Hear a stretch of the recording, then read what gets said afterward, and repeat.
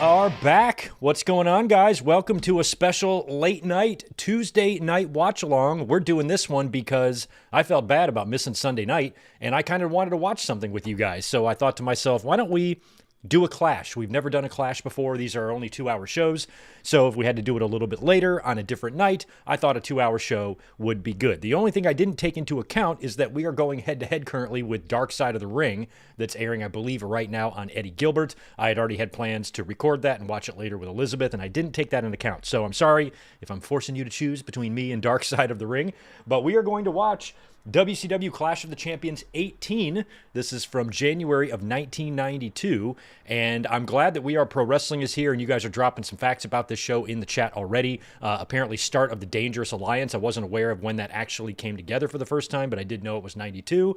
And We Are Pro Wrestling says that it's the first Clash post Jim Herd. So Jim Herd is now out the door, and this is the first Clash after his departure. So it looked really good. I mean, when I was kind of looking at clashes, looking at the best ones, this one kept popping up. The card looked awesome.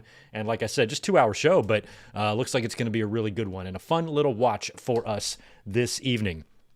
I will do some shout outs here in just a minute, and then we will get going on this watch along.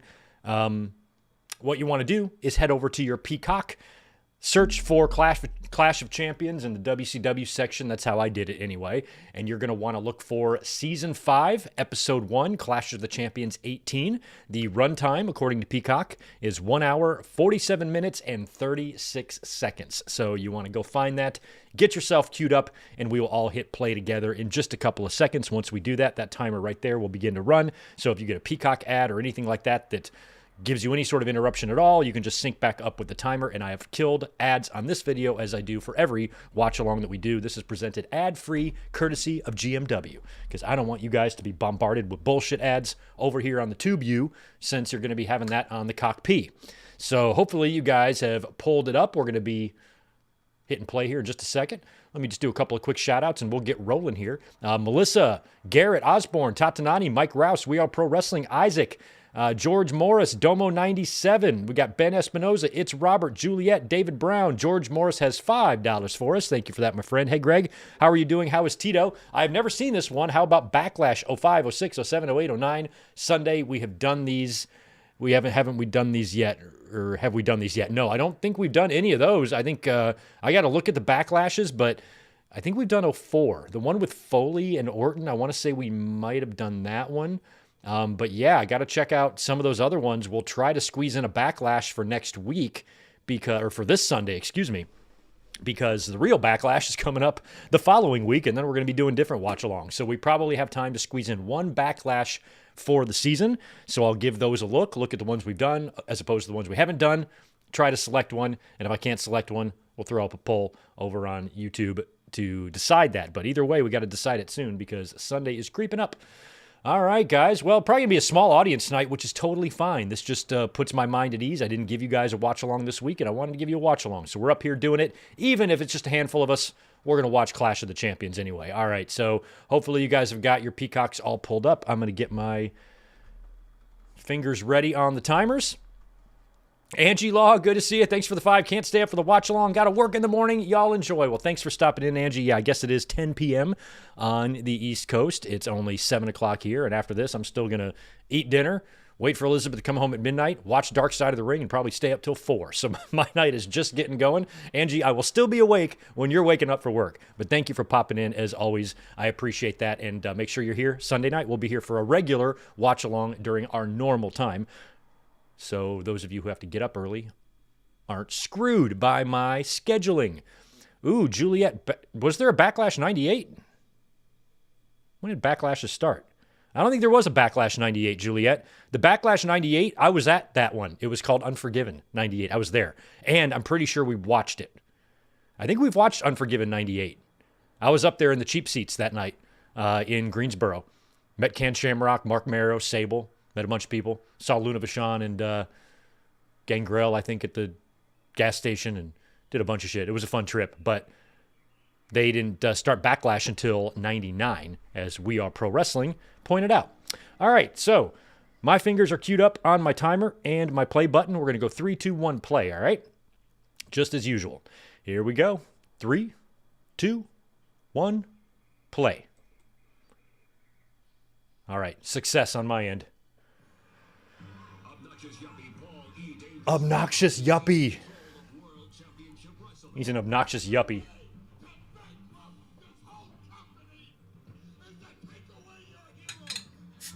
There's Medusa. Somebody on Twitter yesterday called me a beer-guzzling heathen. I don't know if he meant that as an insult or not, but I am not offended. I think I should change my channel name to that. Beer-guzzling heathen. Totally not offended. Pretty much the most awesome nickname anyone's ever given me, to be honest. So thank you to whoever sent me that. Kansas Expo Center in Topeka. We're just real Topeka people, man. We're just real Topeka people.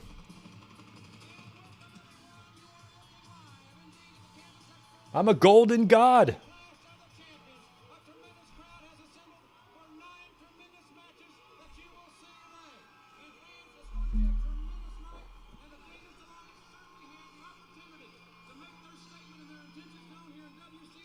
Look at Tony and JR. Unreal. 33 years ago.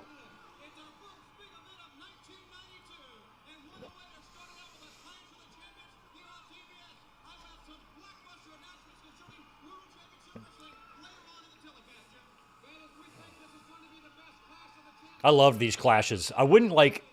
A lot of times when I found myself watching the clashes back in the day, I would just stumble upon them. Like, I never planned to watch them. I would just kind of be flipping. Oh, shit. Clash of Champions is on. I didn't keep track of this the way I kept track of WWE. I just kind of watched it when I had time, watched it when it was on, but never planned to watch it. And there's Missy Hyatt. What a skank.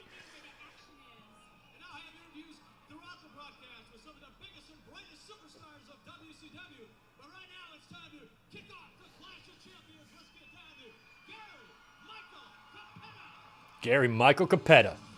I like Gary Michael Capetta better than David Penzer.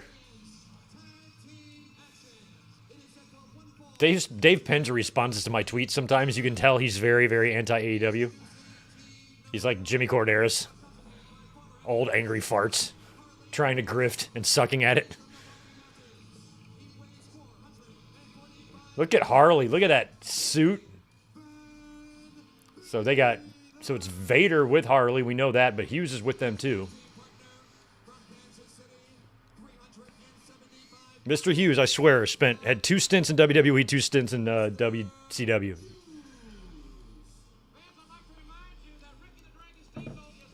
Oh, is this a tag?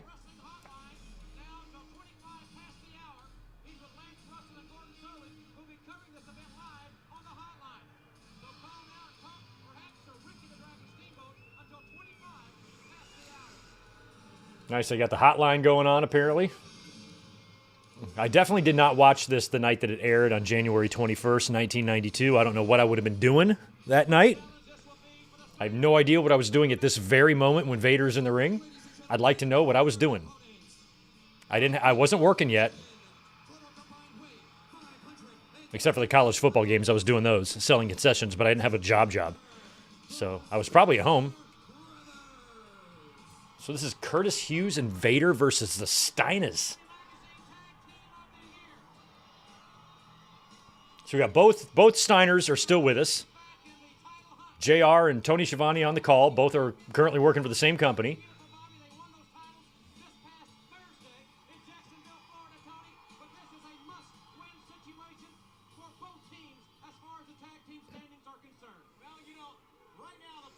Mr. Hughes and Vader is definitely an interesting team. I miss those old WCW rings. I went to one WCW house show in '89. Saw everybody. It was cool.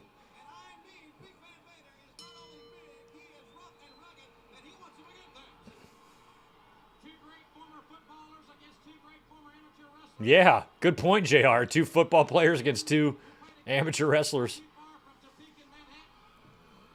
We're just real Topeka people, man. Jay Lambo, you're from Topeka. Nice.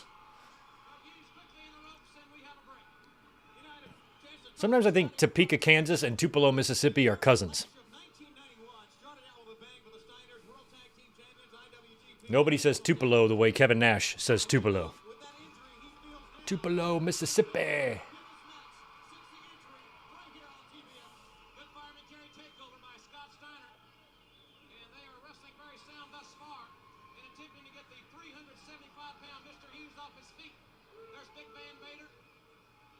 Fucking Nick Patrick with that mullet. Cool looking arena here. Jay Lambo, you know what this place is, or where this place is? Is it still there?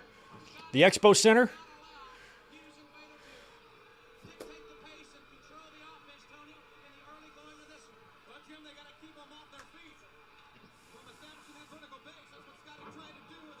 Jay Lambo, are you talking about what season is the Clash? Like on Peacock, it's season 5, according to Peacock, but... Ugh.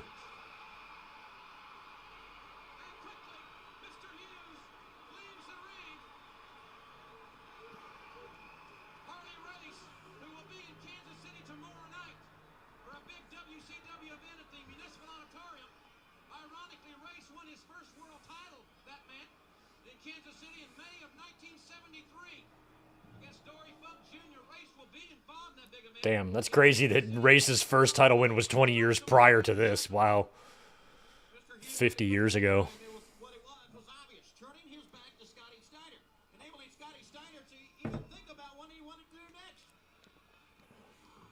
Oh, yeah, how did NXT go? I didn't watch it, obviously.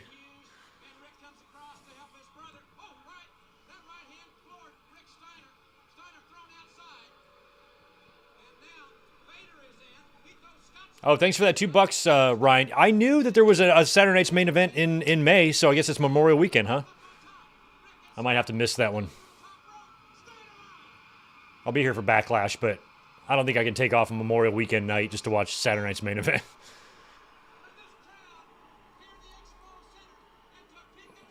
Topeka.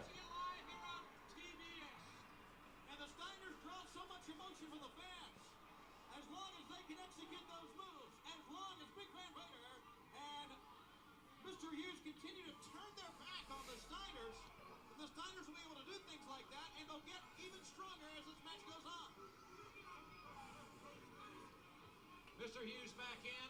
There's Harley Race giving his men some instructions, and Race is a real master at strategy and in-ring technique. And there's Big Van Vader and Rick Steiner. and 45 pounds. As I mentioned, a two-time All-American at the University of That's awesome. Harley is the same age as Cena right now. Yeah, Harley looks young. He looks good. Los Angeles Rams. He was a phenomenal offensive lineman. Good belly-to-back suplex. He didn't wrestle too long after he took that bump in '88. Wrestled another year, too. He was done by '89, I think. Or 90. Rick Steiner,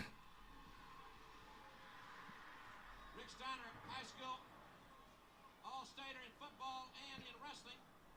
Bay City, Michigan.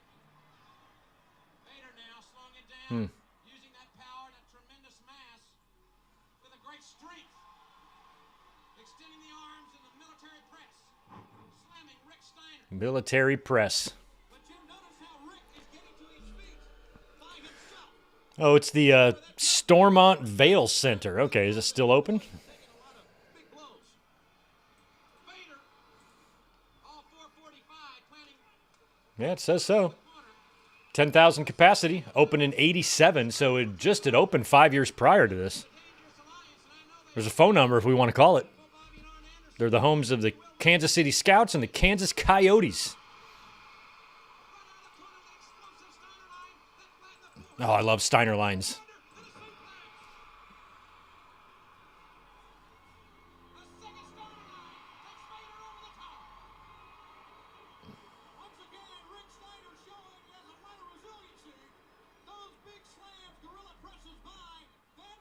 Oh, that didn't look good. Wow, Vader caught Steiner.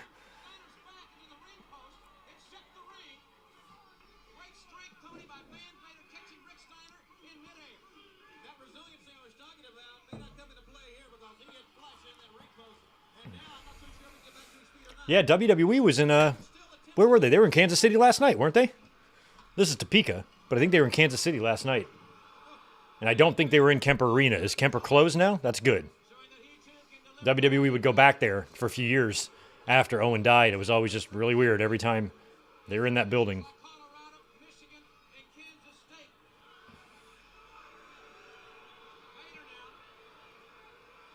Going for the first high-risk move of his duo. Scott trying to knock him off. By Rick Steiner with those right hands. And now what can Rick Steiner do? Oh, God. Belly to... This is nuts. Oof. Steiner belly to belly Vader off the top rope. Suplexing Vader off the top rope. Scotty in. Going for the cover. He's got it. 1, 2 to near. I'm curious what the attendance was for this. See if I can look it up. Easier for the Steiners with Scotty pulling on that rope. Because if it's a 10,000 seat building, That's enabled the Steiners to get the advantage. Scotty trying to build it back suplex with Vader. Widening his base and setting out. Assist from Brother Rick with those right hands. And Vader up and down. And if you like high-impact wrestling, this is WCW at its best here. Scotty high 5,500 is the attendance as Scott gets power slammed. I thought it looked like about 7 or 8 in there, but no, you can see a lot of empty seats. 5,500 in the house for Clash. Vader missed with a clothesline. Scotty up and over. And Vader Oh, 445 right down in the chest. Gotta knock the breath out of Scott Steiner on that move. And Vader makes the tag to Mr. Hughes. Now you knew Hughes would kick him while he's down. This is where Mr. Hughes is so effective when the other person is injured. Oh, power slam. What power moves we're seeing here. He may have it. 1, 2 and a half. Near fall situation. Secured by Mr. Hughes in this tag team war. Another clothesline. You know, Jim, I haven't seen the Steiners in this kind of trouble. wrestling, and look how sweaty. I just cannot believe wrestlers wrestle like him and IRS can wrestle in that shit. I'd be so mad if that was my gimmick. Took a chance, did not pay off, obviously. What a broadcast we have. And there's a Tag made. Rick Steiner in. Hughes. Up and over. That low center of gravity working so well for Rick Steiner. He elevated. Wow, what a backdrop onto Mr. Hughes. I've never seen him fly that high. Well, Van Vader wants to come in. I think Harley Race has told him get in there. Wrestling with sunglasses, no less. It's so weird. Cheap shot from behind. Here comes Scott Steiner. Vader throwing Rick outside, who's the legal man. And now they'll double team Scotty. Oh, Vader's going to nail Mr. Hughes 100%. Flattens him. And Hughes was nailed by his own partner. Look at Race getting up. Race takes a shot. Now I feel like Mr. Hughes is going to get bulldogged, isn't he? By that Rick Steiner bulldog. Boom. Oh, it was a good one, too. Nailed him.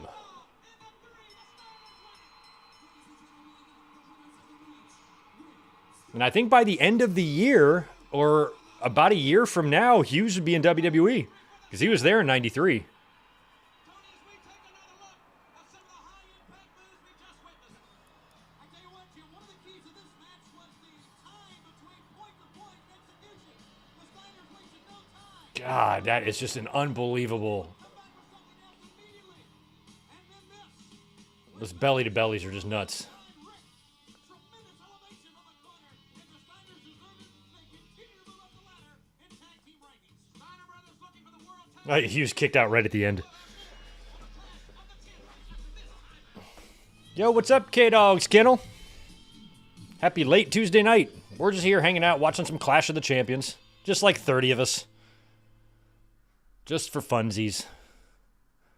We'll be back this Sunday with our regular scheduled watch-along. Ladies and gentlemen, the following tag team event, it is set for one fall. Nice. Tracy Smothers and Terry Taylor. Young Pistol Tracy.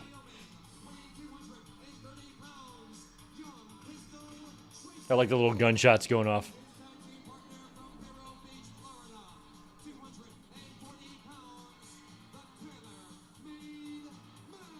Oh, the tailor-made. I was like, what is with Terry Taylor wearing this suit? So we got this tuxedo guy with a gunslinger.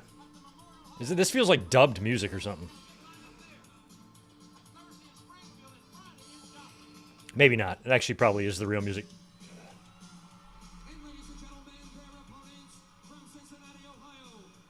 Brian Pillman. Got a young flying Brian. Oh yeah, Bagwell.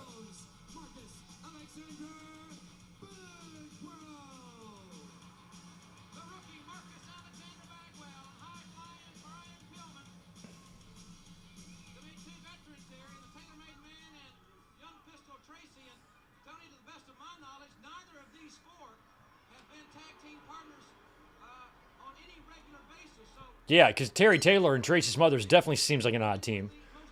Terry's still in the ring in 92 here.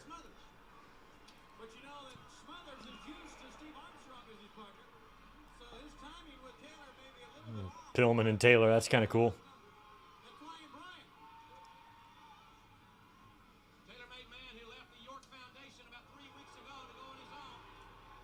Okay, so Taylor recently left the York Foundation. And Brian Pillman's was in the middle of the angle with York when he died, with Marlena.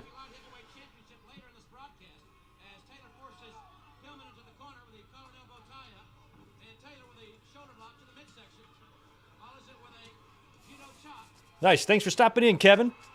Hope work is going good and easy.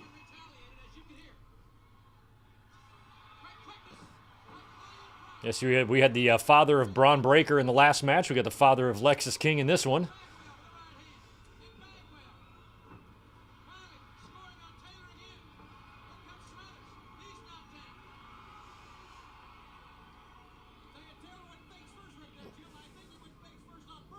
I hope that on this night I was at least flipping channels and I at least came across this and stopped. I don't remember, but I wish there was a way to know what I was doing at this exact moment.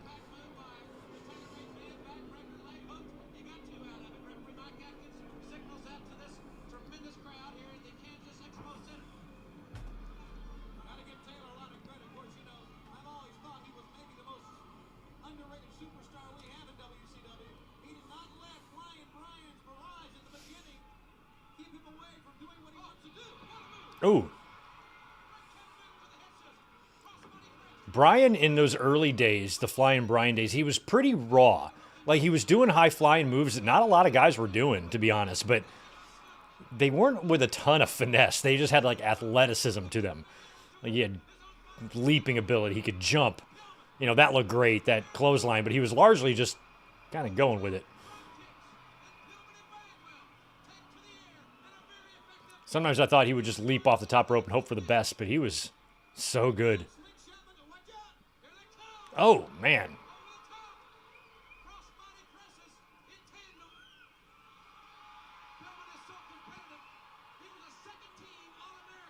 And both of these men would go on to be very, very different pro wrestlers. Bagwell and Pillman.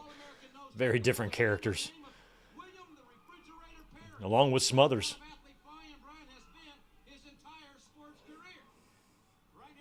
Terry Taylor was always just the same. He was always just extremely mid to me. But Smothers, Smoky Mountain legend. Member of the FBI. There you go, Marcus. Just take out Terry Taylor for fun. It was a great, great super kick by Smothers.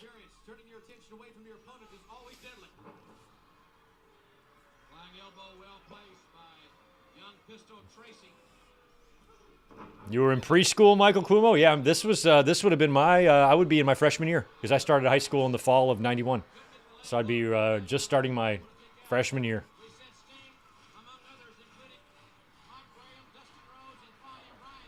Still a year or so away from starting my restaurant career.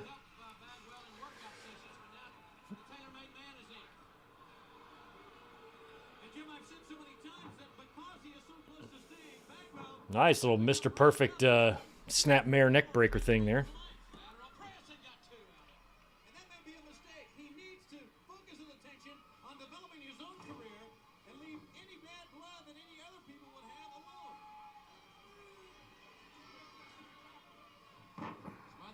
big slam. Gained some momentum from the ropes. And strategically sound maneuver by Bagwell. And even sounder to make the tag to the Red Hawk Flying Brian Pillman. The Cincinnati Kid elevating Smithers. He drop kicks Taylor right off the apron. Nice spinning heel.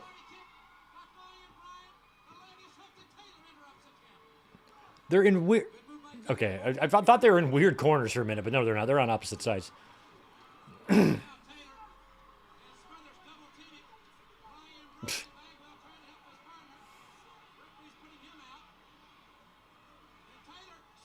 Wow. Suplex to Pillman. We're out there in Kansas.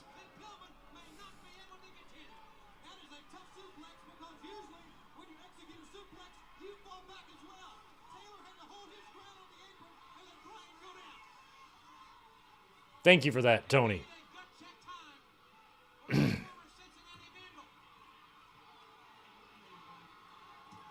Tracy Smothers, the lost smoking gun. There was 3 of them.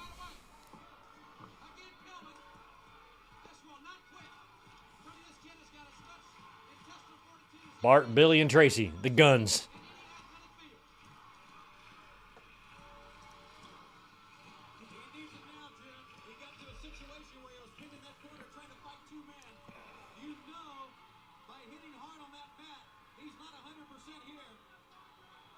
WCW's version of Charlie Hustle Flying Brian must now reach down, try to hold on. Yeah, 92 was good for pay-per-views. Yeah, Wrestle War was great. We did a review on that. Rumble was good. SummerSlam was good. Mania was good. WrestleMania 8 was good. One of my favorites.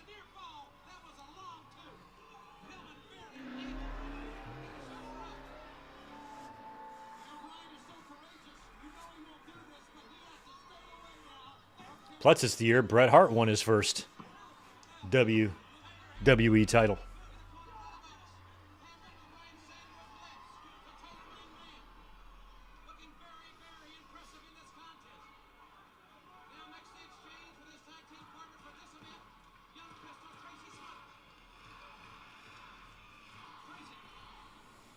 Nice.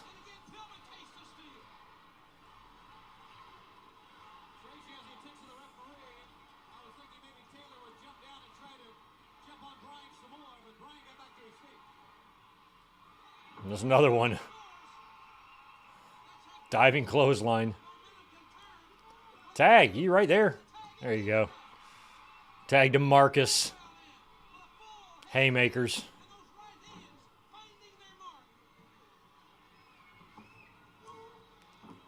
Oh, that was a rough backdrop. Miscommunication, but they got it off.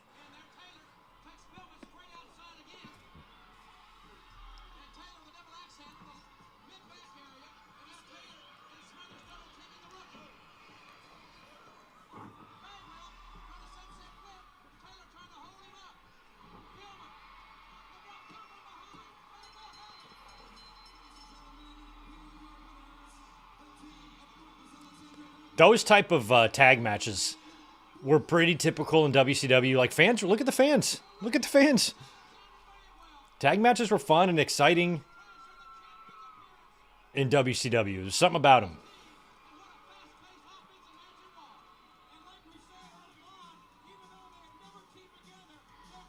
God, that was a spill by Bagwell.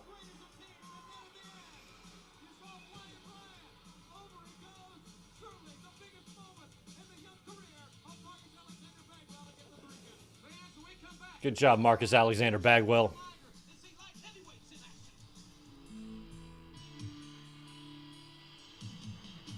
To order a WCW gift catalog. Right. You got a right to get that? That's a lot of work. Welcome back, ladies and gentlemen, to the Clash of the Champions. In just a few moments, we're going to see light heavyweights in action. Richard Morton and Johnny B. Bad. But Tony, the greatest light heavyweight in the world today is the champion, Jushin Thunder Liger. And Ricky Morton was just in the ring last Wednesday on Dynamite. Christmas time, won the light heavyweight title from Flying Brian in a great match at the Omni Gym, and it was one of the greatest matches. Cool. Oh, God, that fucking dive. He flat back bumped on that. Luger will be in our next pay-per-view event on Saturday, February 29th, Super Brawl 2 to defend his championship. His opponent has yet to be named, and perhaps this match will go a long way in determining that opponent. Let's go right now back up to our ring announcer, Gary. Now, Mike, you still have 3 of these WCW catalogs? That's awesome. Ladies and gentlemen, the following contest on TBS. It is a Brooklyn Brawl with a 20-minute time. Look at Richard Morton, who just got a spike pile driven 6 days ago on AEW Dynamite. So this is the 3rd match in a row that there's some connection to what's still going on. Plus the 2 announcers working for AEW. Braun Breaker's dad worked the first match. Pillman's son is in NXT. Now we got Richard Morton, who was on AEW this past week.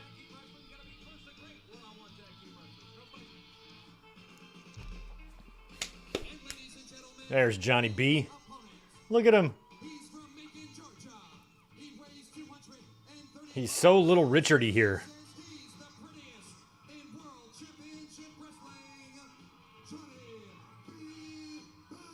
Now, I remember seeing Johnny B. Bad back in these days and not getting him. Weighing in at 235, and that is the maximum an athlete can weigh to qualify to compete in the light heavyweight division in WCW. Look at the wild man, Mark Marrow. That ring attire, very flamboyant to say the least. There's only one man Johnny B. Bad. and he is This is before he got his music. ripped to our fans along the walkway there. Got his makeup on. He's looking fabulous. Competitor here in WCW. But his opponent, Richard Morton, is all business. I don't think like Richard Morton would like this gimmick. Look at this girl with the dollar bill. Face on. Is that what he was shooting out of it? Dollar bills? Little lady wants to Dollar dollar? in the corner of Dollar dollar? Johnny B. Bad. Oops, she dropped her dollar. Yeah, she dropped her dollar. Johnny B. Bad, who, as an amateur boxer, had a 58-2 record. This is quite the entrance for him. Patient. He knows this match has a direct bearing on the WCW light heavyweight rankings. Somebody's going to take a shot. It's like 50s music or something. Whatever, Jim. Look at this thing. He's trying to fire off his gun. There you go. Okay, I think you should wrestle. This is TBS. We're on TV time here. You've shot your cannon off 6 times. Nick Patrick doing a great job right now of staying between Morton and Johnny B. Bad, because you're right, Richard wants to get right in there. But every time Morton would move towards Johnny B. Bad, Nick Patrick would be right there. And the bell sounds, and now we are ready for action. Johnny B. Bad, and we've documented many times, he's got a tremendous left hook. But Morton is a phenomenal wrestler. His father was a professional wrestling referee. Richard Morton, certainly around the sport all his life, literally. Good counter move to the head scissors. Both men up very quickly. And Morton wisely going to the ropes to avoid those left hands. He doesn't want to get into a boxing environment here with Johnny B. Bad. I think Ricky Morton is awesome. To get Johnny B. Bad rattled, and he may be able to accomplish that. He's still awesome. Like, he's every bit as awesome today as he was, and he's way past his, like, prime here or 33 years ago. Morton was, the heyday was long gone by this point. But he was, Johnny B. Bad. he's every bit as awesome now as he was in 85. Or 86 or 87, whatever those days Over Morton in this contest. were going on. And that may be a deciding factor unless Morton can somehow use his quickness and mat wrestle the bigger man. Well, Richard Morton has had to do his entire career coming from beneath. Uh-oh. He's got him rolled up for the cradle, and he got 2.5. And Morton up quickly, up quicker. Man, women back then, they loved those.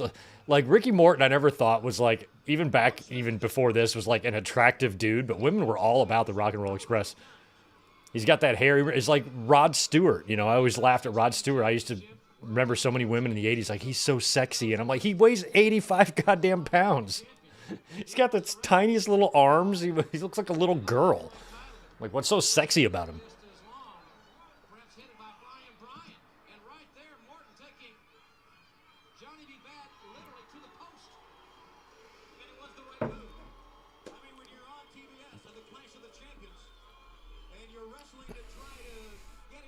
Well, the makeup, he was trying to do like a Little Richard gimmick, I think, back then, because he looks a lot like him. Like, facially, they look alike.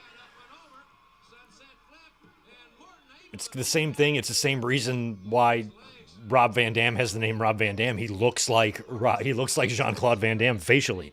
They look alike. And they can both do the splits. I doubt Ricky Morton could do the splits. I like how Ricky's got pockets on the back of his fluorescent green. He's going to stick your iPhone back there. You know how the girls do?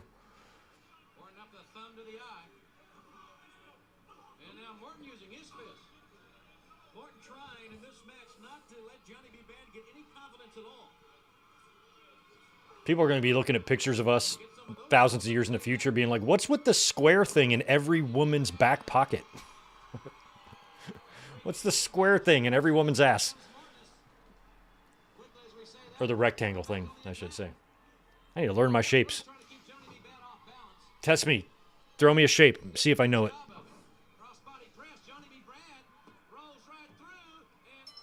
Oh, that's lame. Kind of out-wrestled him there. Was he in the ropes? Johnny B cheating, or did he not?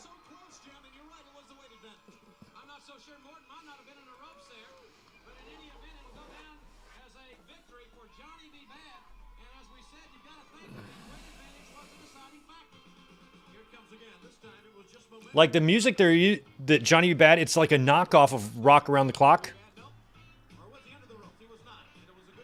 The tune is the same, right?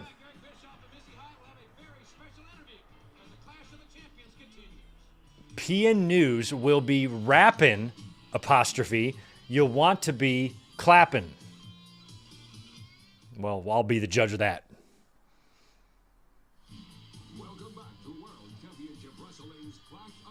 Are we going to get PN News? And now, Eric Bischoff. Look at these guys. Look at Pillman and Marrow.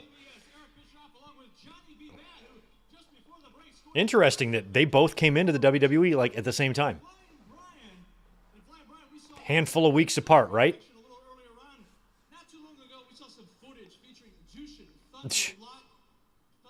Thank you for that.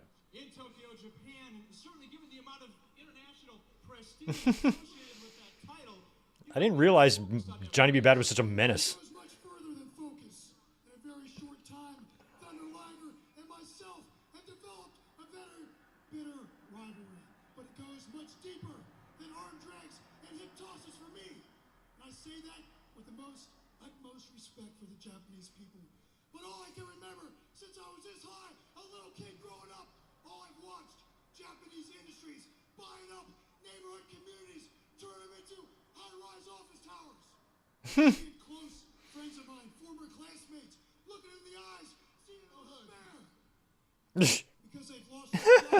Bischoff looking at Marrow.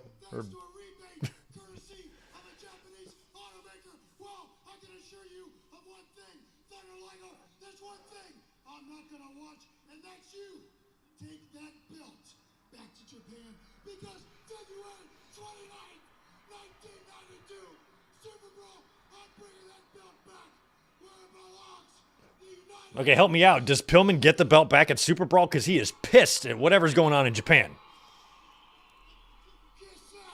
Yeah, there you go. Knock him out.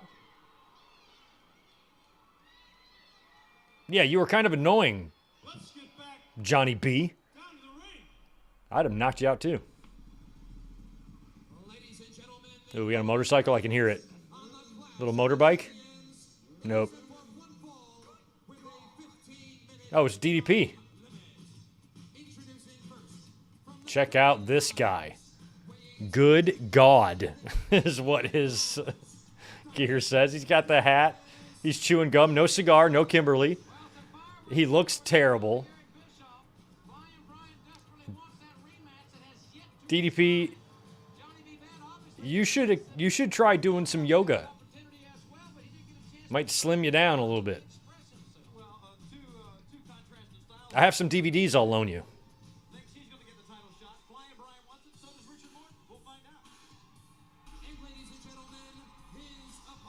Oh, who's he facing? Oh, PN News.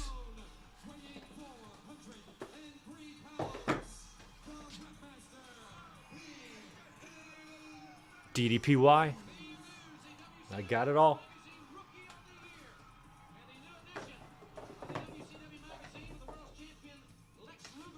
Kind of dusty. Hasn't been used in a while. PN News. My God, this guy.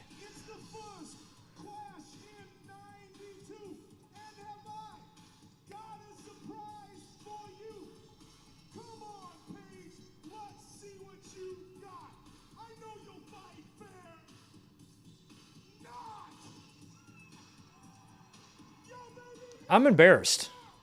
I'm embarrassed to be a man. I don't know what. Like, is he supposed to be like Heavy D or something? Heavy D's way better. That was a terrible rap. I mean, he got the words out, but it was very slow. He's certainly no Eminem.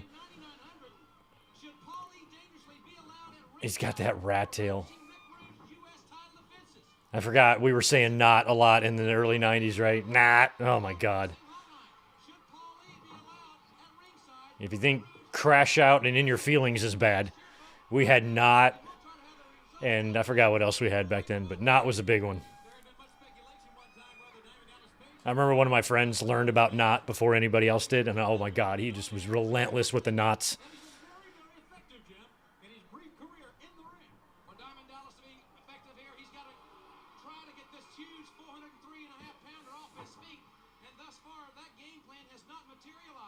Oh, look at that roll.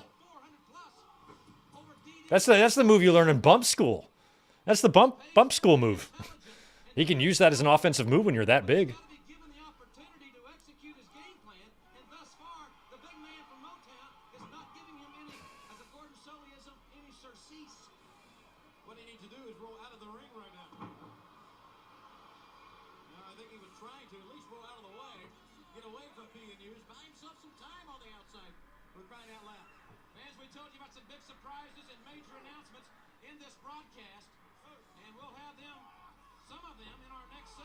Yeah, Heavy D was a legend. PN News is no Heavy D. Is that going to be the end? Nope. I don't know if PN News will ever find anybody to be with and to marry him. But if he does, now that he has found love, what is he going to do with it?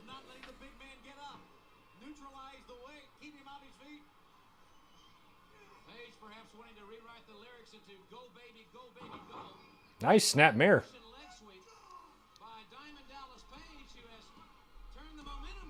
Oh, the good old rat tail. I had a few friends with rat tails, like in the late 80s and stuff. They were around. Hey, I lived in North Carolina, man.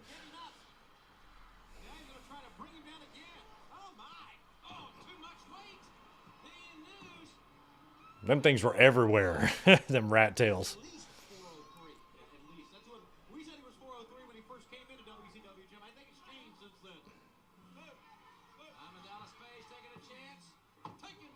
Oh, a little Macho Man type of move there by DDP. It's crazy to see DDP young here. Just to be a young heel that doesn't appear like he's ever going to have any sort of a future in wrestling.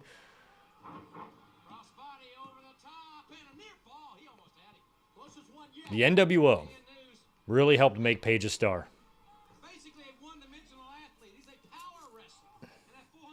Without the NWO, Page would have never gotten over. I mean that. He wouldn't have. Not to the level he did, anyway.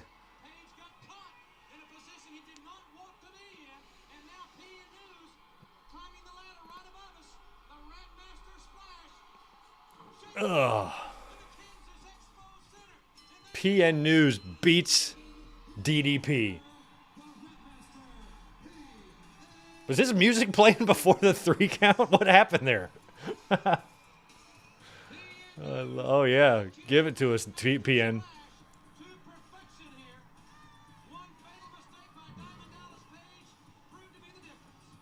I just love he's got Yo Baby all over his.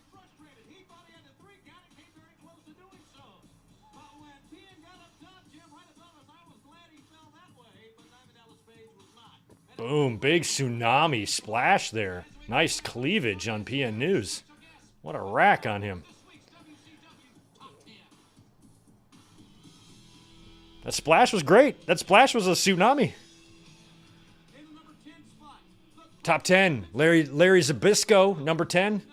El Gigante is number 9. Excuse me. He's going to be in the fucking Royal Rumble. Right now. What's the fucking date on the Rumble? Cactus Jack is 6. They've got... Oh, no, 93 is his debut. I'm sorry. Steiner, number 5. Steamboat, number 4. Stunning Steve, number 3. Sting, number 2. And Ravishing Rick Rude.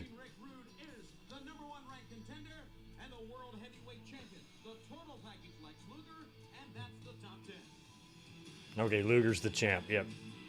I was thinking Gonzalez debuted in 92. I was like, what the fuck? No, it was 93.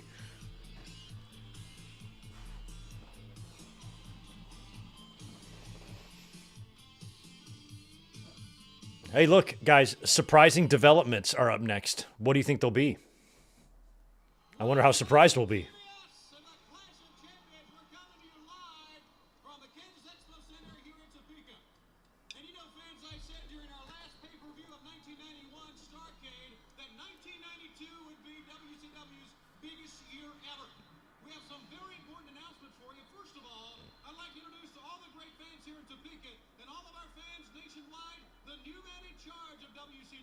Oh.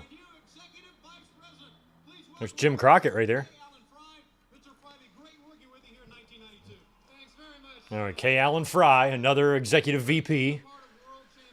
Ric Flair is about to win the WWE title at the Royal Rumble, which I think is probably was either 2 days before this or it's the following Sunday. I think it was 2 days before this. It's going to be February 29th, Super Brawl 2, only on pay-per-view. And the signature on this contract, Tony, is none other than the total package. Lex Luger, the World Heavyweight Champion. I tell you what, World Title match during Super Brawl, it is going to be tremendous. And that's not all, Tony. That's not all, Tony. Because with an event of this Look at these stiffs. I knew I had to go out and find the one person, one personality who would do this event justice. And I found him. He's here tonight. That person is His Honor, the man who tells it like it is, Jesse the Body Ventura.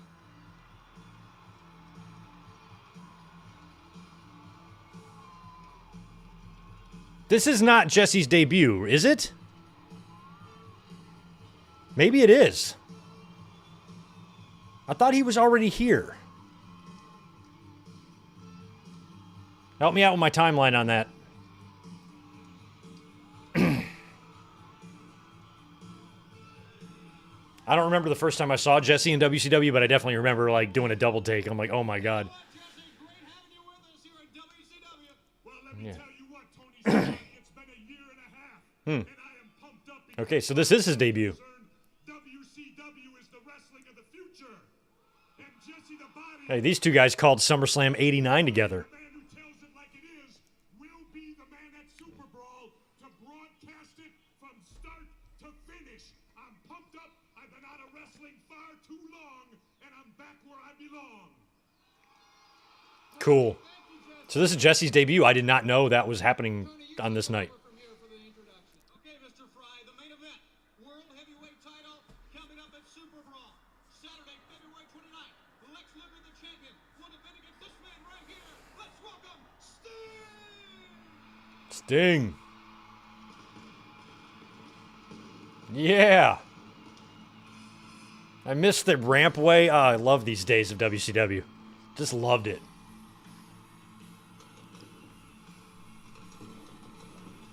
Even though I was more of a WWE fan, I really enjoyed having WCW available to me. Like, I found myself watching it all the time. Like, I can feel myself being in my room right now. I had this sweet-ass loft over the garage. I had it made when I was a teenager. And I can just see myself sitting on my floor watching this shit. I probably was. I just don't remember. But before you sign this contract, we have the WCW World Heavyweight Champion Lex Luger standing by with some comments for you. Let's He debuted at Super Brawl. Ben, he debuted right here. I see him with my own eyes. Said about the seclusion of Lex Luger as of late. So he's out of here. I call it the champion's prerogative. I call it preparation. Both mentally. So he's going to lose to Sting. For the biggest event, the biggest match. So he has a match at Super Brawl. He makes an appearance at WrestleMania, what, less than a month later? On one thing and one thing only, and that's victory. Wild times back then. Physically, I am in the finest condition of my life. My training regimen has never been more severe. I am totally and absolutely prepared like I never have before in my lifetime for this match coming up. A lot's been said about friendship. Friendship is put aside when you step through those ropes and the bell sounds. It's all business, and Lex Luger takes care of business. Yeah, Sting's going to have to beat him because Luger is literally on his way out the door. I wonder how much of that is coming together right around this time. Does Luger know he's about to bounce and go join Flair in WWE or WWBF or whatever the fuck? But it would still be a full year until Narcissus debuts at the Rumble. Greatest athlete of all time. So when it's all said and done, Sting, after that match, you will just be another chapter in the storybook career of the greatest wrestler and the greatest athlete who ever lived, the total package, Lex Luger. Okay, there it is, the comments for the heavyweight champion of the world, Lex Luger, Sting, and now it's time for you to make that signing in preparation for this big matchup.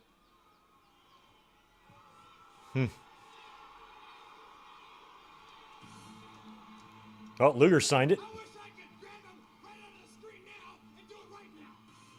I wish you could too, Sting. Sting was a star. This is 1992 Sting, my God. I came back here because this is what I said. The wrestling of the future.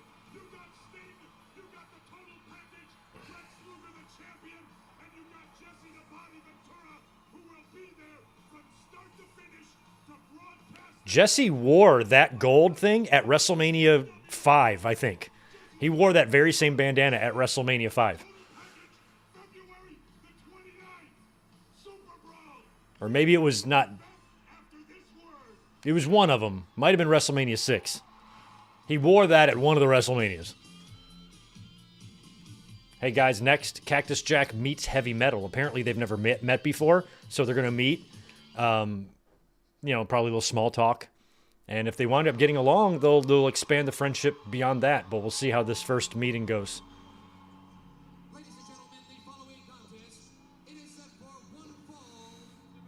The special stipulation, falls can count anywhere. Falls can count anywhere. Even at Wendy's. New Mexico. He weighs 297 pounds. Cactus Jack. Fans, while Cactus Jack makes his way to the ring, I'd like to remind you all that tickets for Super Brawl 2 go on sale this Monday, January 27th. I was starting to get around this time in 92. I started starting to get really good at bowling.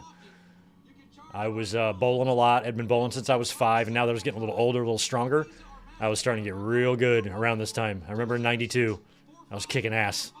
That's this Monday. That number will be effective this Monday, beginning at 10 o'clock Central, 11 o'clock Eastern Time. Get your tickets early for that big pay-per-view event. Sting and Luger headlining. Cactus has got some Heavyweight title. cool music. All right. This is not Heavy Metal from Mexico, is it?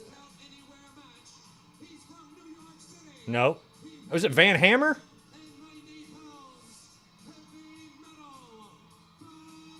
Okay, so this is not AAA Heavy Metal. These two men have had a bitter feud in WCW and a very interesting Hey, the pyro coming out of the electric guitar, I kind of like that. building, out of the building, or anywhere in the state of Kansas. I forget what's weird about Van Hammer. Something's weird about him. But he would be in WCW for a long time. He would be there till nearly the end, right? He was on Nitro and everything. He was part of the flock, remember? Oh, he shot Cactus right in the face.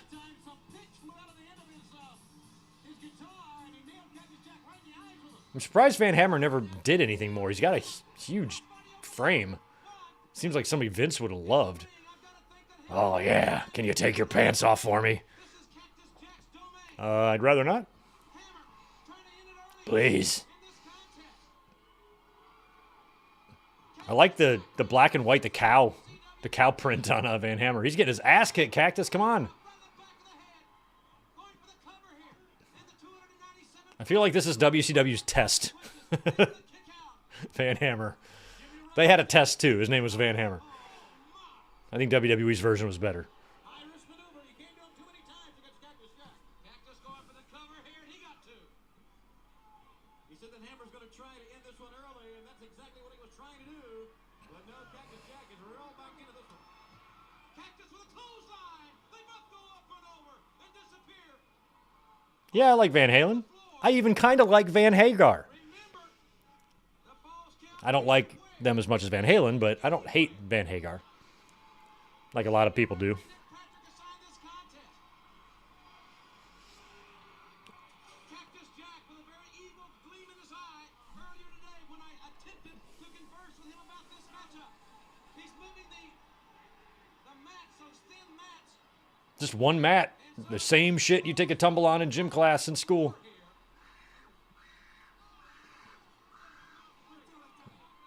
I used to like taking bumps in the wrestling room at my high school because the floor was raised a little bit and it was on wood, and so there was just a little bit of give, and so you could take like a little bit better bumps on that, especially with the rolling and stuff, and the tumbling. It wouldn't hurt as bad as like being in the gym floor with basketball floor and with those mats down.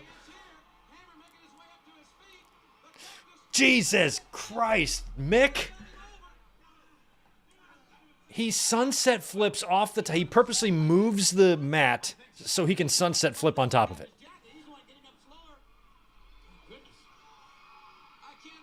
You know, I respect Mick for sacrificing his body, but I'd say 30 to 40% of his sacrifices were unnecessary, and that was a big example. Like, that was just to take a concrete bump just to do it.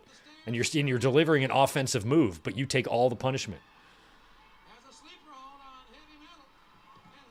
Jawbreaker. Cactus loves brawling on these things. That's my favorite part about the ramp, is that you can Irish whip fuckers off the ropes when you're up there. It's just something little that set WCW apart, that whenever I would tune into them, they looked a lot different than WWE. They had a lot lesser quality production, and they just did things differently, and it was just a fun alternative if you like wrestling. That's why I don't get why fans are such little twats about AEW. Textbook twattage, you know? Totally ruining the experience of having multiple promotions for themselves because they want to be tribal. I'm like, that's not fun.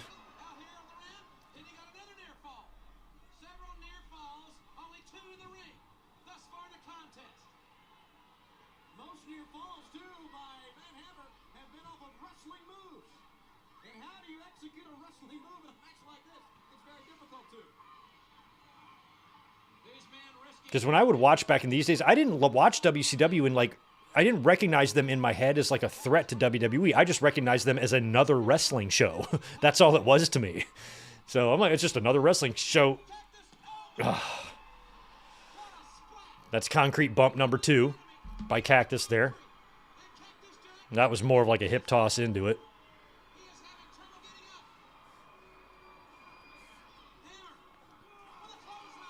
Oh, yeah, I'm old enough to remember Piper hit Snuka with a coconut. I didn't watch the episode that it happened, but I watched, when they cover it the following week.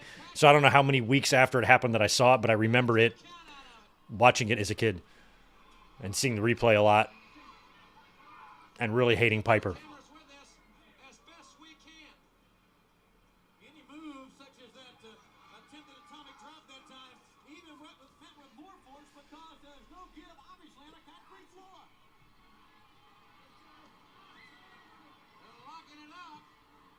No, we're going backstage. I hope we... Don't take a break. Oh, wait, we don't have to take a break. We're not on TBS. Although some 1992 TBS commercials would be pretty fun to watch. I'm not going to lie. Oh, my God, they're way out there.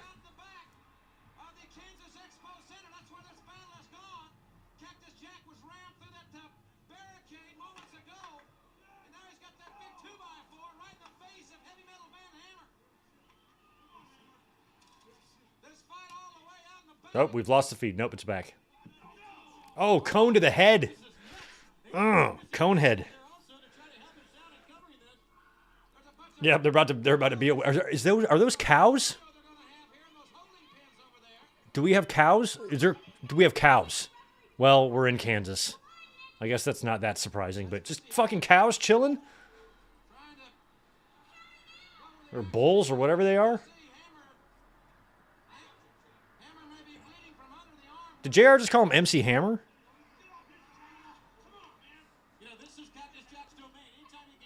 No, look, you can't. You're not going to make him submit with a skull of a bull. He's not going to quit. He's too legit. He's too legit to quit.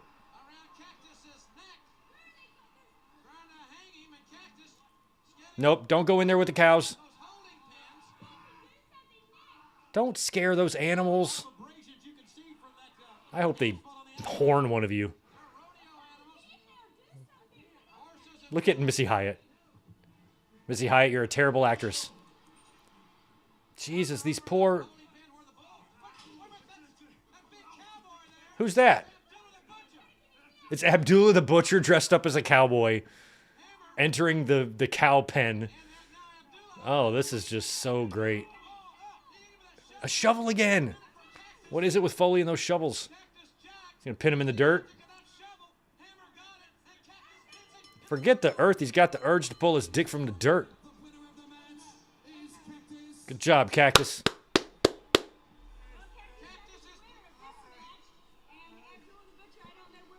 You are welcome, Juliet. And now Abby and Cactus. Cactus with another concrete bump after the match because you just have to have one for extra.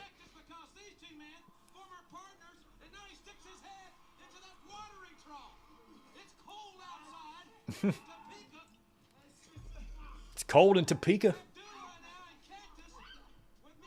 So now we're getting match number 2. Oh my God, Abdullah is grabbing Missy. What's he gonna do to her? Put her in the trough? She's had grosser fluids on her. Trust me. That's by far the grossest thing she's done.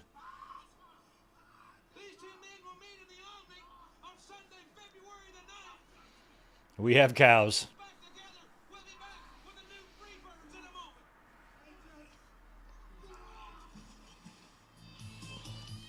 That was just bonkers. Ooh, next, stay tuned. The Freebirds are coming. Oh God, do we want that? Oh, all right. Match in progress. We don't have to sit through entrances. So this looks like the Freebirds. That's definitely Brad Armstrong there, and I don't know who his partner is. Got to see who it is. Show me. Look at Michael Hayes. Look at Doc Hendricks. I mean, it's Michael and Jimmy, but I don't see who... I can't even see who Brad Armstrong's partner is. I doubt it's a handicap match. They have not shown that corner yet.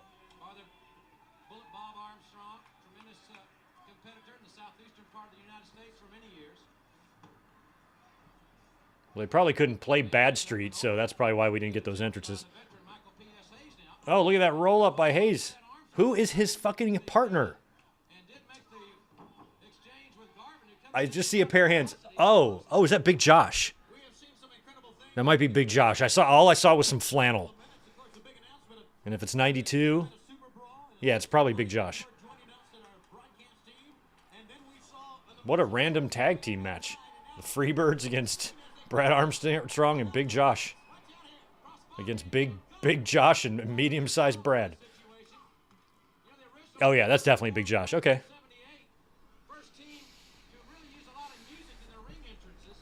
Hey, I'd rather get join a match in progress than get the Peacock edits. 100%, Victor.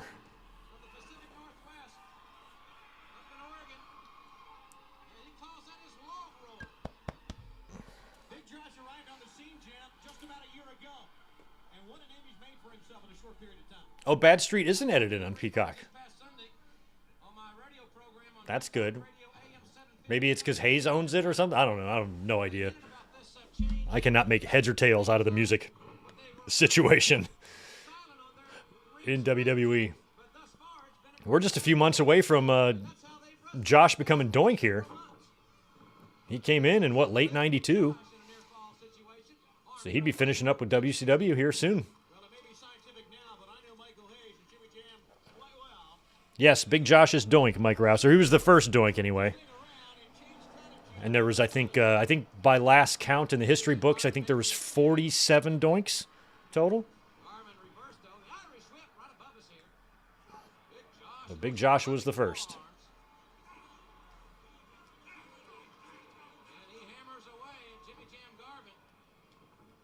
Jimmy Jam Garvin. That fucking hair, man.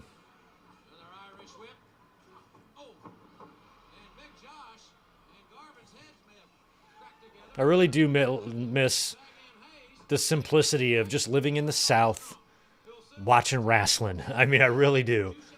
Like, this is January, but if this would have been summer, I'd just be sitting on my floor, my windows would be open, and all the Southern women love these mullets and these dudes. I just miss those times. Now, 35 years later, living in Southern California, this is a completely different universe. But I want to go back to 92 and sit on my floor and watch wrestling.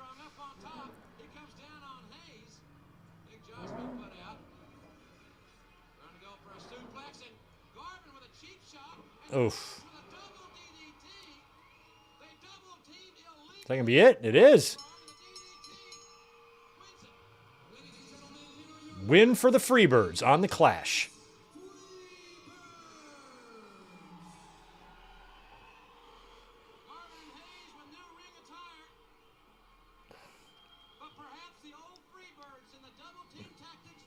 At the time of this, I was only, Mario, I would have only been 14. I was born in 77, so I would turn 15 in September of this year. So I was young. I was a freshman in high school. I graduated when I was 17. I had one of those birthdays that makes me young, younger than everybody else. Welcome back to the Clash of Champions. And wrestling fans, the Steiner brothers have made their mark on World Championship Wrestling as one of the toughest, most technically gifted combinations in WCW history. Now, before we bring Rick and Scott out, we're going to get a Steiner Brothers interview. I love it. Oh, we're going to get a video package? Okay, this is kind of a weird...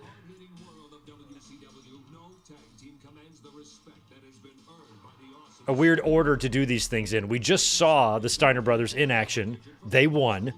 Now we're going to have an interview with them, but before we have the interview with them, we're going to play a video package about them.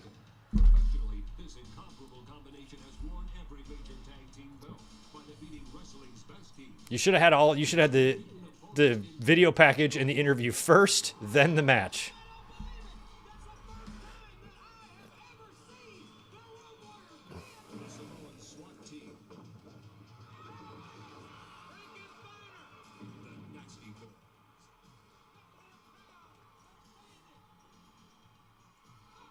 Wow. I would have loved... That's one dream match to me that's right up there with, like, Bret Hart and Kurt Angle, Undertaker and Sting, is Prime Steiners versus Prime Bulldogs. Like, I would have just loved to see the interaction between Dynamite and Rick Steiner, you know, like, holy shit. And Davey and Scott.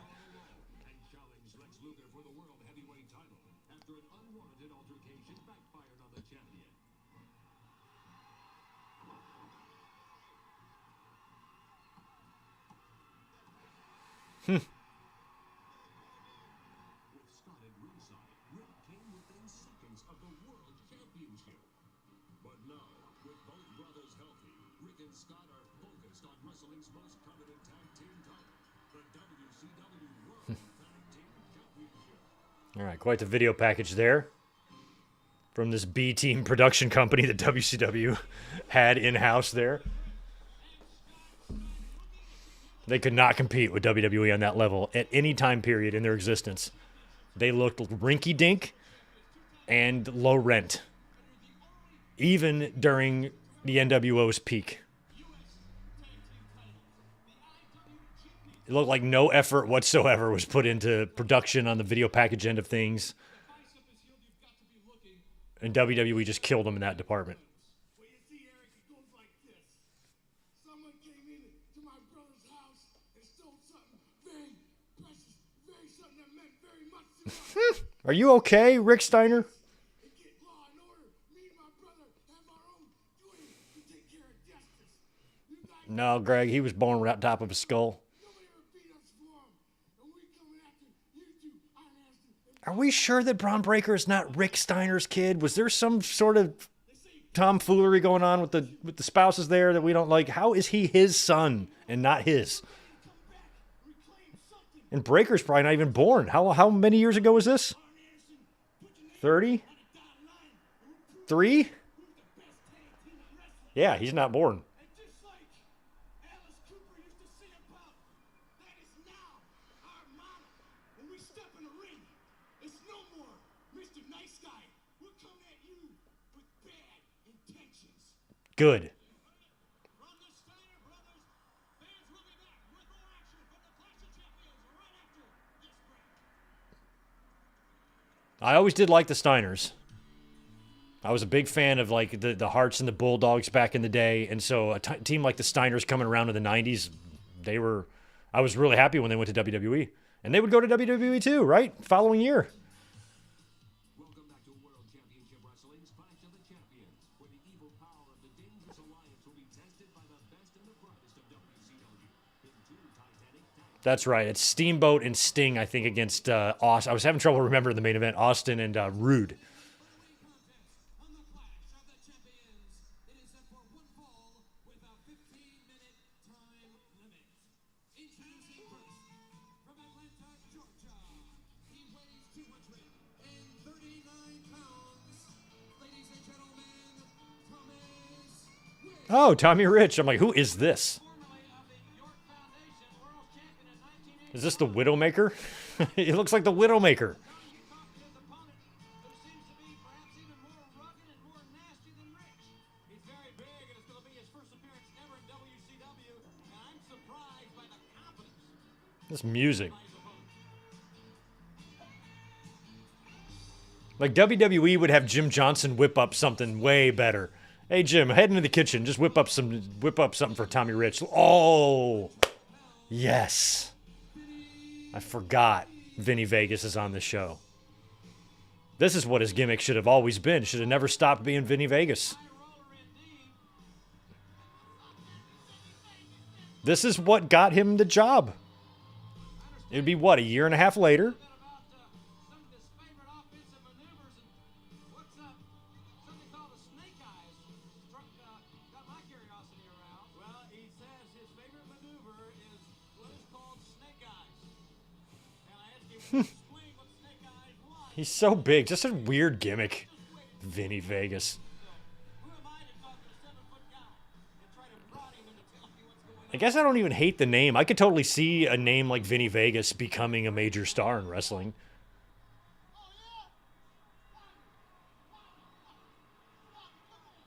Come here. Tommy, come here.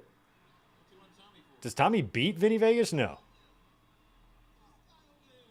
Look at this guy over here. What do you got to say, huh?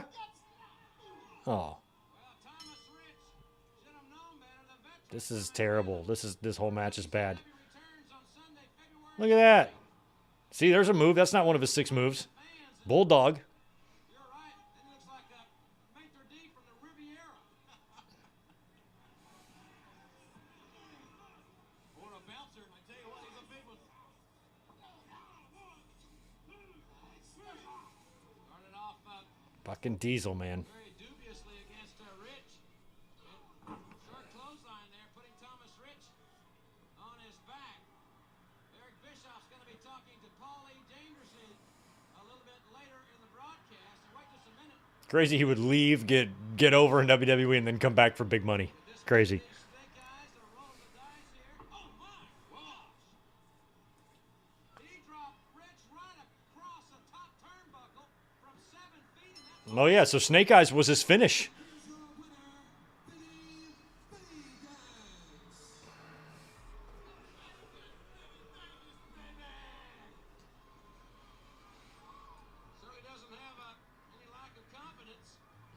No, he does not. He kind of rolled the dice that time. You could see it with the left hand, and then the move he called snake eyes. And I mean, Rich hit hard on that top turnbuckle, and what a debut! Very impressive for this big guy. We're going to hear a lot more about in WCW, Jim. Fans, Oh, I didn't realize that was his debut. man that has a tremendous amount to gain tonight. Eric, we don't look forward to this as far as you're concerned. Here you are. Oh, there's Paulie. Coming up, just a few moments, the six-man tag action. Beautiful Bobby, Arn Anderson, and Larry Zbyszko to face the Natural, Dustin Rhodes, Ron Simmons, and Barry Windham. And then the match that everybody's waiting for, the tag team action. And stunning, Back in these days, Paul Heyman looked like a Belushi. face Sting and Ricky the Dragon. Always reminded me of like Jim Belushi. Every single prediction that I have made since our return on October 27th has come true. Changes on the board of directors, the demise of Sting, the loss of the World Tag Team titles to Anderson and Eaton. Tonight, yet another prediction of Paulie Dangerously's will come true. I am promising you right here on national TV tonight, one of your top 5 heroes is out. Finished for good. Injured, maimed, crippled. Will it be Barry Windham with the crunched hand who couldn't hold up his end of another organization? Will it be Dustin the Natural Rhodes, son of a putrid plumber, horse thief from Austin, Texas? Putrid plumber horse thief. That's awesome. Will it be Ron Simmons the day after a glorious national holiday that sees all his dreams crushed and himself right back in the gutter? What happens if Ricky the Dragon Steamboat goes home and causes his little son psychological damage because the little boy has to watch daddy suffer permanent disfigurement at the hands of... Permanent disfigurement. Or will tonight be the night that we put the final nail in Sting's coffin? Win, lose, or draw. Tonight, the Dangerous Alliance promises you one thing. One or more of your top heroes will wind up in the Magnum TA Wrestling Retirement Home. Heyman, goddamn, bro. 2 matches left. I give you one clue. Basically said they're going to Magnum TA somebody. Too soon. Too soon.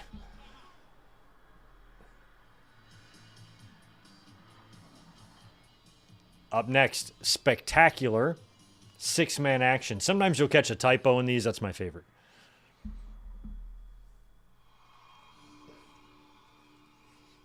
Kansas Expo Center, Topeka, Kansas. On the Clash of the Champions, 6-man tag team action. Set for one fall with a 30 There's a lot of matches on this hour and 45-minute show. number 1. All members of the Dangerous Alliance. Bobby, beautiful, Eaton, Arn, Nabisco. I never liked Larry Nabisco.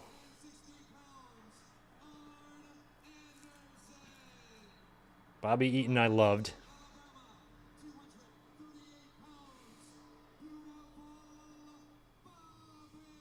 The dude who had anything you needed in his duffel bag.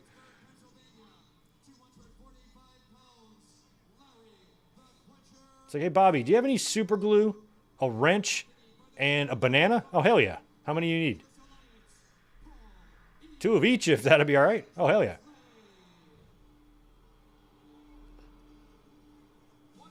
I don't know if this new, we were here in the Raw review a couple hours ago, and I don't know if that faction's going to be the Dangerous Alliance, which sucks. I was really hoping they would bring back that name, but...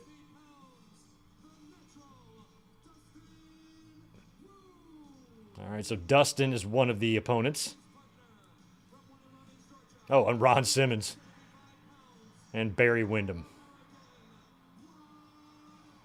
So Heyman promised somebody getting taken out. And there's the Widowmaker.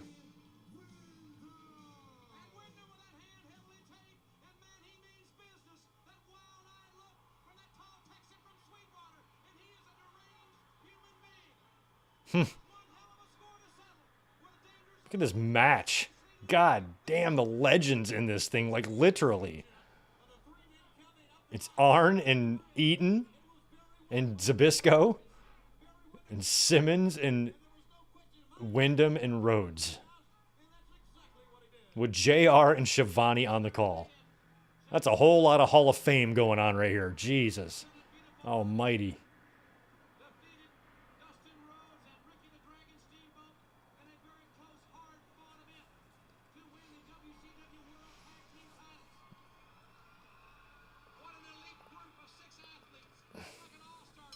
It is an all-star game, JR.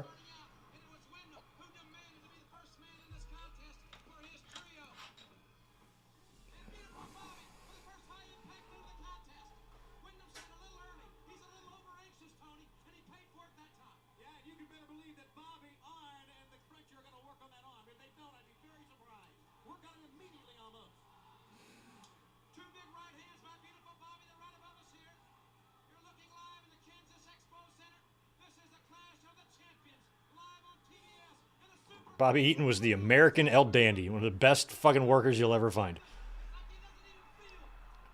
Yeah, Barry is like pissed. He's filled with Hulk rage here.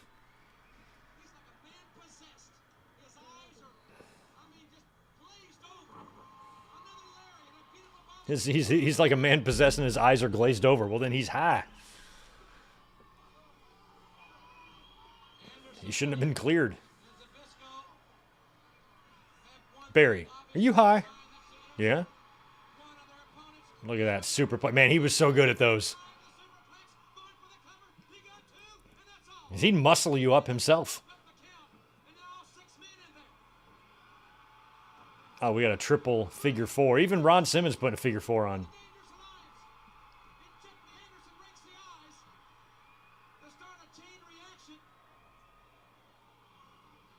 The case here, Jim, of you watch my back and I'll watch yours. Immediately, Dustin and Ron Simmons came in to help out. Simmons had finished ninth in the Heisman Trophy balloting. His senior year at Florida State has phenomenal power. But Larry the Crunch Zbyszko, the veteran from Pittsburgh, had the leverage advantage. But there's too much power, too much strength from Big Ron Simmons for Zbyszko to contend with. Oh, there you go. Oh, is he going to throw them both down? Can both men put Simmons down? Oh, there you go. So get agility. It takes them both over. Oh, that was awesome. Into two elbows. Double shoulder locks. Nice. The former All-American Oh, he caught Eaton. Florida State exploding out of the box. Now he's got a bear hug on beautiful Bobby. Anderson in with a knee to the lower back. Jim, it's so difficult for one referee to control things, especially with all the animosity going on in this one. Oh! Anderson thinks he's avoided Simmons. No, Press slam to Anderson. Jesus. Cactus Zbyszko coming in. Simmons goes He's all that. You can't. No. well under the ropes. Zbyszko had been outside for a long time, and he's the legal man. The deal is here, you gotta keep members of the Dangerous Alliance away from their corner Oof. to yours. Very obvious. Zbyszko very quickly makes the tag. Not saying a great deal for his courage at this point in time in the match. Beautiful Bobby has been tagged in. And the natural. Fascinating. Crazy that Dustin still wrestles. He was like a champion just a couple months ago, wasn't he? Or he might still be. I don't know. Crazy. This was 33 years ago. I asked Dustin, I said, are you going to be thinking about those World Tag Team titles wrestling this match? He said, no, not at all. I'm thinking about winning this match. What a right hand. The natural. Looks beautiful, Bobby, over the Chucks him over. Sack of trash. Are you disqualified? Dustin, oh my! Shades of Bob Beeman in the long jump. He met Eve with that lariat, and now he's thrown back inside the ring viciously. And he desperately needs to make the tag. He does tag Zbyszko, and Zbyszko has got to face Barry Windham. Immediately, Dustin saw that Zbyszko had gotten the tag. Here came Windham. Fucking dangerously. And I think you're finding Zbyszko very cautious here. It was Zbyszko who led the charge on October 27th at Halloween Havoc in breaking Wyndham's hand. He went Oh. for the lariat, and Zbyszko was pulled out of the way by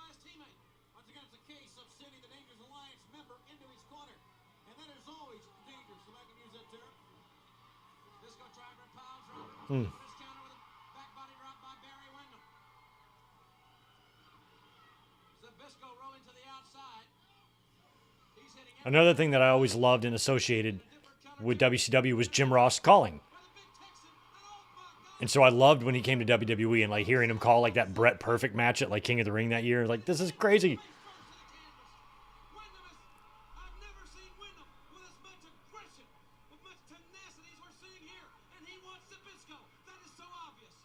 Paulie was poised with that ball. He was going to nail Barry, but Barry cut it. Tagged to Dustin there. Great move, too. Windham is tagged. Oh, Dustin Rhodes, and now Larry is aware of that. Larry. So far, this match, the Dangerous Alliance has seemed very Anderson, Zbyszko rather, made sure Eden avoided Rhodes, who went sailing over the top rope. Heyman with the phone. And the telephone right in the gut, and it may have even been below the belt. Just looks like he's got like a cordless phone That's what the Dangerous Alliance is. from his kitchen. Oh my goodness. Swinging neck breaker on the inside, and Dustin's in major trouble. Barry Windham had to be restrained. He's now back in his corner. But the youngest man in this contest, Dustin Rhodes now, being separated from the pack, so to speak. Anderson missed with his left hand, but he caught him. Face lock, and a spine buster. Will it be over here? He's on top. Lateral press, 2 and a 3/4. And Anderson can't believe it. Well, Anderson did not hook the leg. Kick out again. And that's only the first mistake. The spine buster's effective only if you wear the man down much more than Dustin's been worn down. Snap there. And then Rhodes. Up. Arn missed the Vader bomb. The son of the legendary American Dream, Dusty Rhodes. Pull those knees up in Vader-like fashion, but right there's a DDT. Actually, it was a DDT, but it had an effect of even greater than the DDT because he landed on the top of his head instead of face first. Anderson now finally gets an arm across Rhodes. I mean, I've seen very few six-man matches that have had this much quality talent to it. All the way to the announcers to the manager on the outside. It's like, holy Hall of Fame Batman. Because he could hear Barry Windham and his encouragement, and it helped him get up before the 3 count. Beautiful Bobby. I do not know, though, who this referee is. Is it Alabama Jam time? Going for the elbow, and it found its He almost looks like if you crossed Pee Wee Anderson and Nick Patrick, that dude is what you'd get. TV champions in WCW. They might have been cloning people down back then in WCW. Weird things go down in Atlanta.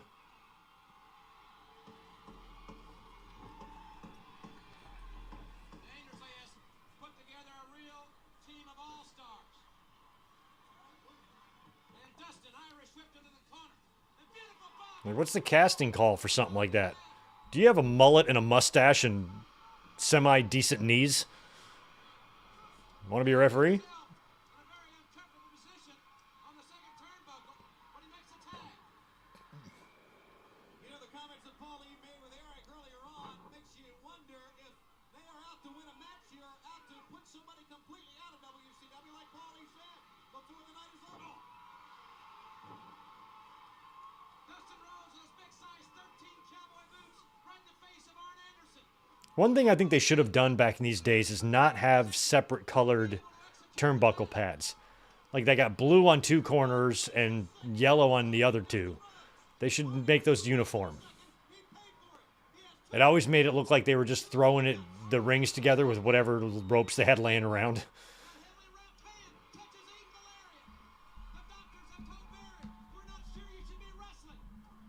He has thrown caution to the wind as the old cliche goes, risking his own welfare to compete here at the Clash of the Champions.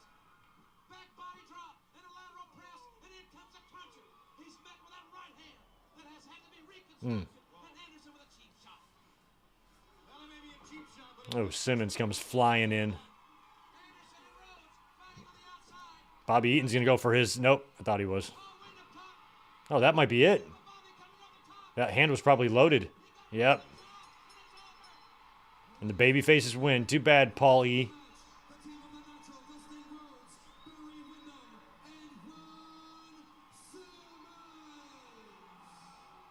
Oh my God, that dude was missing his whole grill. Fucking Kansas.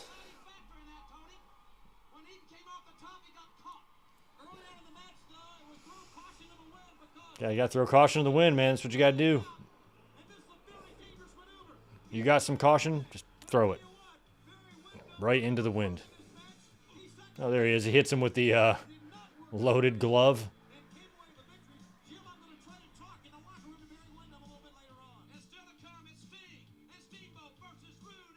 Did you guys notice the super kick that Jay hit Logan Paul with last night? I think he barely touched him. He like tapped his shoulder. Logan went down. Welcome back, ladies and gentlemen, to the Clash of the Champions. In just a few moments, I'll be joined by Jesse the Body Ventura here at ringside. Oh, But right now, my colleague nice. Jesse Body is standing by in the locker room. Oh, so Jesse's going to call the main event? Okay, Jim, thanks very much. A tremendous Tony's back here. win for this combination. Simmons, Dustin Rhodes, and Barry Windham. Paulie made the statement early on. Another man would go down at the hands of the Dangerous Lions. It was not you because you felt it before. Tell you what, Giovanni, you know me well, and I'm not the kind of person to exactly do what I'm told. I don't give a damn what WCW says. I don't give a damn what my Dr. Donated says. I'm Falcon, and I'm gonna get that ring. I've got the braces, and I've got the men behind me. I've got a short list of names, and I'm gonna start kicking tail and forget about taking the names. He's not going to even take the names. I'm just going to kick the tails and no name taken.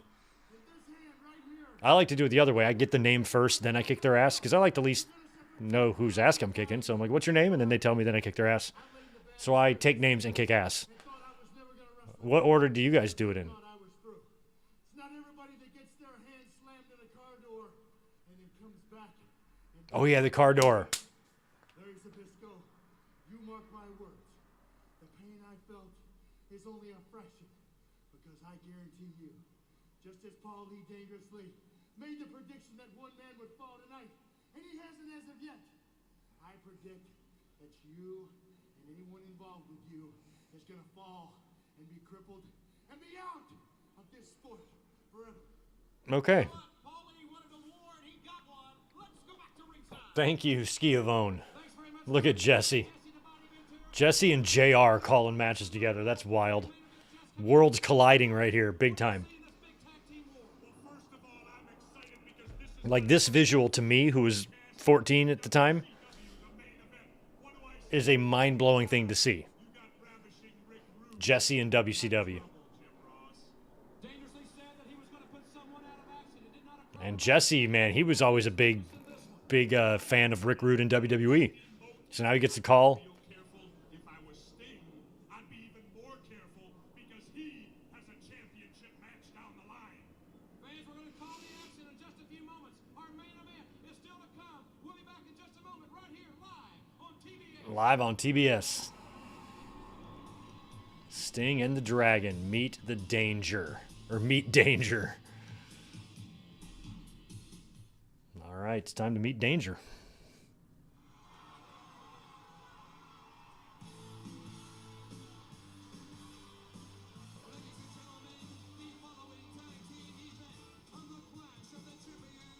Look at this music.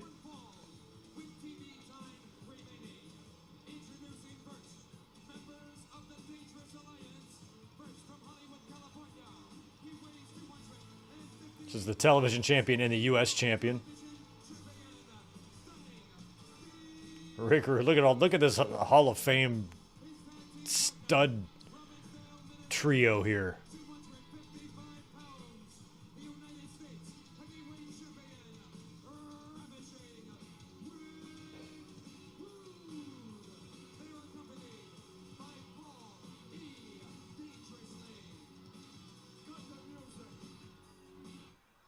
Yeah, thank you, cutting that terrible music. Rude's WWE Peacock edit is atrocious. Probably the worst that I've ever heard. Is for all you fat, out of shape, cable watching couch potato Table watching couch potatoes. Rude, I am an internet watching chair potato.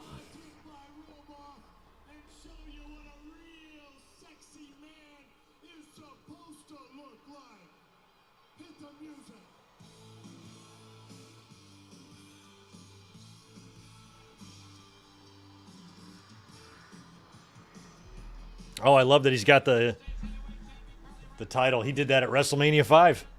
Phenomenal shape. His partner, Stunning Steve, ranked number 3. You know what I like about this, Jim Ross? You know, if I was 20 years older, these two guys could be my sons. They remind me of me. And ladies and gentlemen, their opponents. Introducing first from Charlotte, North Carolina. Oh, we're getting Steamboat first.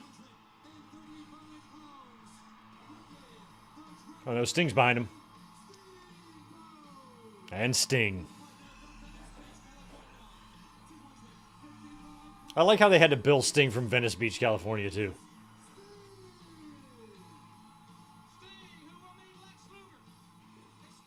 Like Hogan was from Florida. But he had to be from Venice Beach. Like, there's plenty of beaches in Florida you could have just made him from. Wrestlers 1, 2, 3, and 4 all involved in this tag team matchup with Nick Patrick, the senior referee assigned this contest. This is pretty remarkable, you know, Jim Ross. It's a very rare occasion when you get the top 4 contenders in the ring at one time. And I'll tell you what, Sting better be careful because he's got a shot. Look at Austin. Early Austin still wearing the weird trunks. Long hair. Steamboat and Austin starting it out for their respective duos here. Is Austin with the advantage on the ropes? We had a clean Austin out here looking like the final guy Bruce Willis kills in Die Hard. do it very often. Or who Family Matters shoots. That's who Austin reminds me of here. Shoulder knock by the Dragon. Austin down.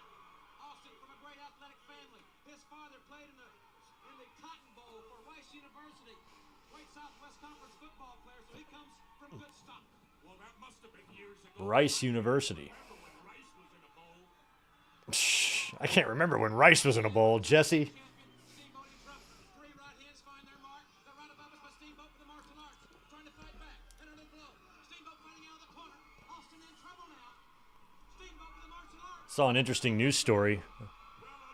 Apparently 10,000 ants dressed up as rice and robbed a Chinese restaurant. Hesitated, and he gave the Dragon the opening. And you cannot give Ricky the Dragon Steamboat any opening whatsoever in the ring. Austin and Steamboat have both been Pro Wrestling Illustrated rookies of These guys had a couple good pay-per-view matches that would extend into like what 94, I think. broadcast tonight. And it's awesome to see Move there by Steamboat. veteran Steamboat against relatively young Austin here. Well, it was very close right there. The Dragon Austin's not fully green, but he's approaching the blue. Inside cradle. He's got it locked up. He may have it here, but Austin too strong. You know, this could be very interesting. We could have a pinfall before Sting or Rude even hit the ring. Steamboat with a karate kick. And Rude in. I think we might have gotten 1 or 2 Steamboat and Rude matches in WWE. I think they'd had some of those, like, Now dangerously must have tipped I think 1 or 2 exists. Oh, don't worry about dangerously. He's got a plan. He will definitely regroup out there. That's the important thing about having a manager. And we got a main event match here involving Rick Rude, Ricky Steamboat, and Jesse Ventura on commentary. It was pretty mind-blowing to me watching people swap sides back then. Outside the ring. I always loved it. It was always really surreal. Obviously want to wrestle this match at their pace, which is quick. And the tag has been made. The exchange, and Steamboat, a veteran move, moves away. Yeah, exactly. One of his last matches was against Austin. Does not want to get caught in the corner. He does not want Rude or Austin to get him, cut the ring off, and tough it out in the corner 2-on-1. See, this is tag team wrestling, and if you can get away with it, you do it. If you can get a 2-on-1 situation, you take advantage of it. Wow. Rude just walked over and slapped Sting right in the face. And Sting demands a tag. And the Tag him. Steamer is ready to let him have it. Look at Rude back away. A smart move by Rude.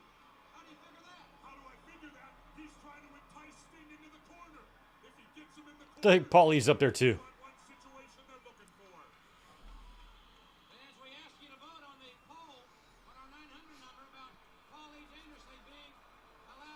I wonder what the ratings for this was. I wonder if that info is available. About this Saturday on WCW when the Steiners meet two members of the Dangerous Alliance. Well, I voted already, and I voted that Paul Dean Witt should be on the sideline. For some reason, that doesn't surprise me as Rude opens up an advantage offensively on the Stinger. And now Sting TV rating 3.7. towards that corner. Sting the right leapfrog. Waistlock. Atomic drop. I don't know what that means in millions. Believe me, Jim Ross, It's pretty good, though. feels like. I'll pass. I'll take your word for it. Look at Rude. Rude loved to sell those atomic drops like that with his ass out. Has the advantage now on Rude. Austin in. And he goes down from the right hand. They need to bail out. They need to get out of the ring and regroup with Low. Nope. I thought we were gonna get a low blow there. a move is that on a Sting. It's a move out of aggression, out of anger. Scratching with the fingernails. Come on, this guy's supposed to be a hero.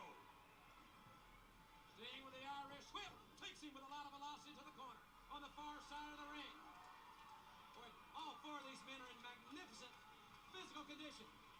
Gut wrench. Is he gonna get it? I don't know. Yeah, Rude blocked it. I didn't know what he was going for, but Rude blocked it. Sting, single leg pickup. Now the modified version of camel clutch. You know this move. Well, he needs to sit back with it. He's got to get back and lock the fingers. We could get a submission. I'd say on any normal human being, you'd get a submission. But that is ravishing Rick Rude in the ring. He is not a normal human being.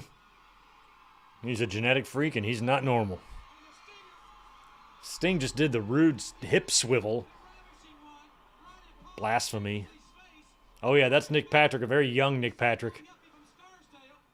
with his curly, permed hair. Oh, look at Steamboat. Look at that. Wait a minute. Did they tag? I didn't see a I tag. didn't see no tag on a Sting and Steamboat. Come on, Now, all of a sudden, the referee's okay with it. Normally, when the ref has his back turned, they get pissed That's phenomenal. and they order him out of the ring. But now, all of a sudden, he's like, okay, I trust you. Not wanting Steamboat to lead. And now Steamboat Oh, Steamboat's getting a little freaky. bumping and grinding all look over. at that. I'm not Switch again. tag, Jim Ross. Well, he's a legal man, right? You wanted him to make the Shh. Yeah, don't give me that. That's an illegal tag. These guys are cheating. I can't believe it. And you think the Dangerous Alliance will not cheat or That hair on Patrick is unreal. Steamboat and Sting are cheating first. They're supposed to be hot. Whoa. I think Sting's a soprano. The next time he does Roxanne, it's going to be at soprano level. The next time he does Roxanne, it's gonna be at soprano level. That's a good. Took me a minute to register that. I'm like, oh, I see what you did. And now the Stinger's in trouble because he's caught in the wrong corner. listen to this crowd. They're at the Kansas Expo Center. They're right above us here. And stunning Steve Is the crowd singing the WrestleMania song? blocks it. Austin takes the turnbuckle. This crowd here. That kid's happy. And Austin Vinnie strategically placed in the abdomen. Sting in trouble. Austin with the Irish whip to the center. And the elbow. Beautiful elbow right there. The Stinger's in big trouble. We could get a pin. Right there, he got two. Austin went for the cover and got two out of it.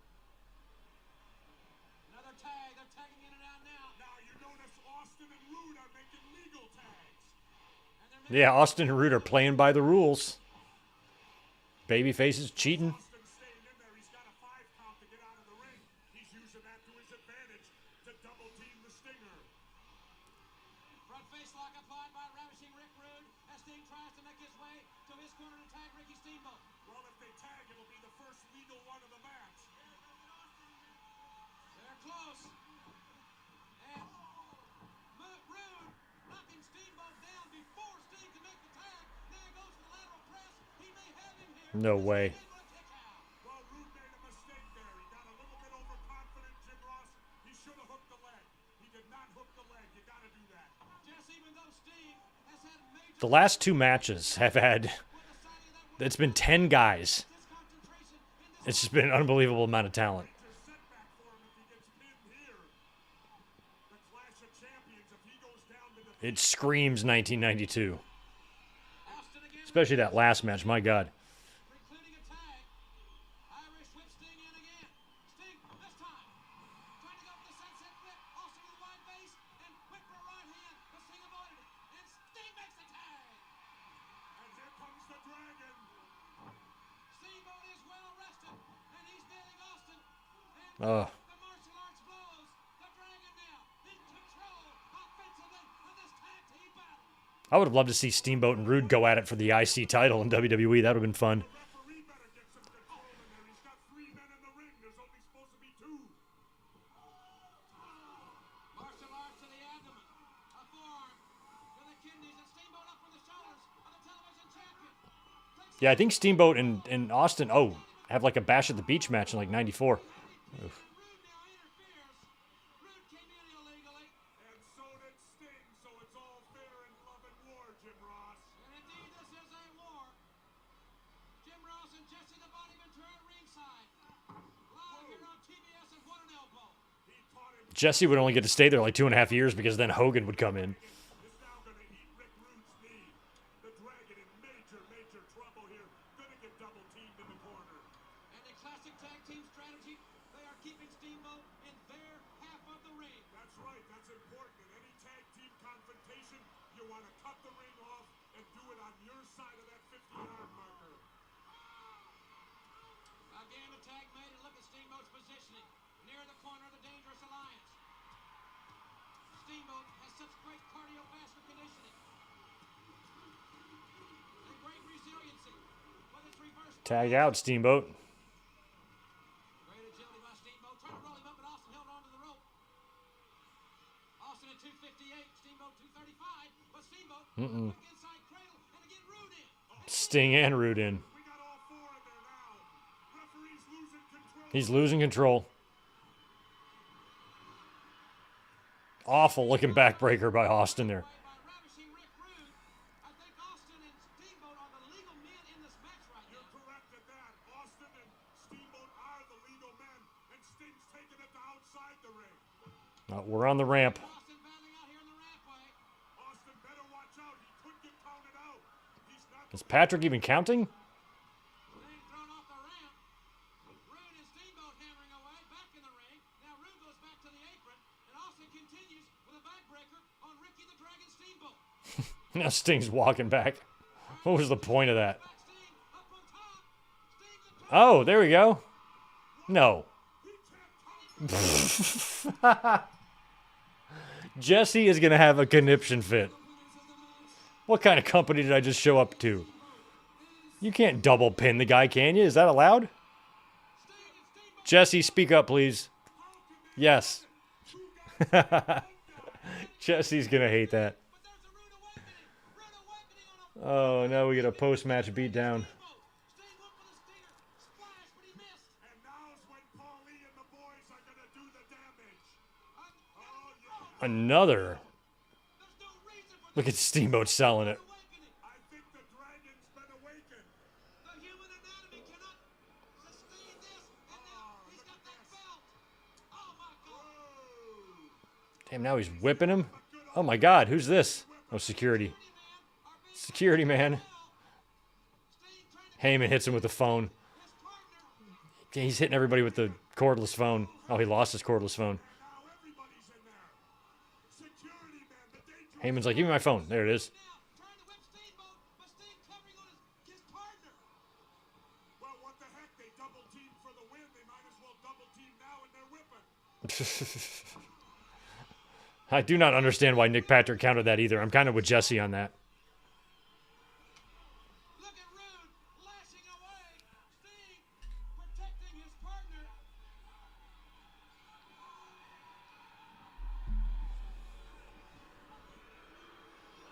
Yeah, if we can get something good showing up on that Vault channel, we'll watch that. Sting here. Absolutely no reason. Two rude awakenings. And Jesse, why two? Why did he do that? I'll tell you why there was a reason. It was an illegal pinfall. You saw it, Jim Ross. Right in the center of that ring. It took 2 guys to pin Steve Austin. I don't blame them at all for what they did.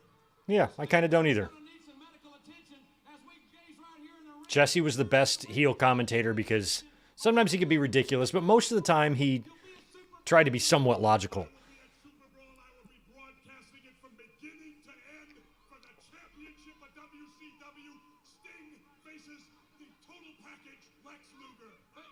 Fans, don't forget we'll have a complete report on this Saturday on WCW. Good night, everybody. Thank you, Jim Ross. Good night, everybody. All right, guys. Well, thank you for hanging out with us tonight, just doing that small late night watch along. I know this is kind of a late time to do it, but I kind of wanted to put something up in replacement for missing Sunday because, you know, just good to keep content flowing, that's all. But appreciate you guys hanging out with us for the doubleheader this evening. That's a wrap on Clash of Champions 15. So if I ever miss another Sunday, we can do another late night deal to try to make up for it and watch a shorter show whenever these situations come up. But I'm going to give Sunday some thought, try to come up with a backlash for us to watch, and I'll post that link soon. And you'll probably see some other stuff hitting the channel this week as well. So thanks again for hanging out, guys. I appreciate it. Small audience, but a fun one, right? And Clash was a trip. Love going back to 1992.